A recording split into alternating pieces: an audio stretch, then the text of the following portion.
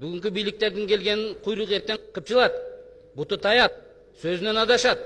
Агадан арасы көп. Ошондон анан бүгүнкү салдырып дарс коюп алыш керек. Улам кийип чыкканда груча чыга берет. Мына Акаев качып кетти, кийинкиси сөйлөп кетет. Кийинкиси сөйлөп кетсе, кийинкиси кетпей өлөт. Мына ушул жакка кетип атабыз. Ошондон биз легитимдүүлүк жагын, эл ынанган жагын ойлошу. Конституция кабыл алынды. Ал эми бизге канча жыл ушул конституция кызмат өтөп берет? Жооп берүү үчүн Кыргыз Республикасынын эл депутаты Атамекен партиясынын лидери Өмүрбек Текебаев. Конституция кабыл алынды.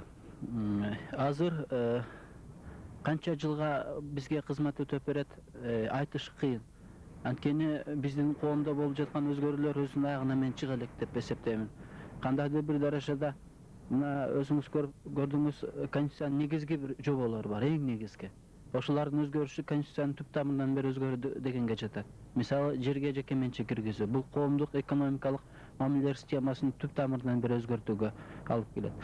Ошол жерге жеке менчик киргизүү боюнча көп талаш тартыштар болуп, абдан чоң саясий күчтөр киргизүүгө аракет кылып жатышат. Мен ойлойм, конституциялык өзгөртүү киргизүү конституциянын маңызын кандайдыр бир даражада өзгөрттү деп эсептесе болот. Ошондой эле бийлик, мамлекеттик бийликтин формалары жөнүндө талаш алиге чейин улантылып жатат. Көп маселелер чечилген жок. Эгер мен пикиримди билгиңиз келсе, мен бул маселеде кандайдыр бир даражада консервативдүү позициядамын.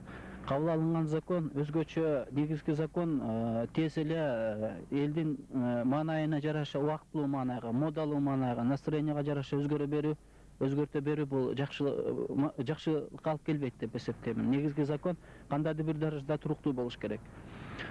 Бул менин жеке пикирим. Бирок ошого карабастан, өзүңүз көрүп жатасыз, биздин конституция көп убакта биздин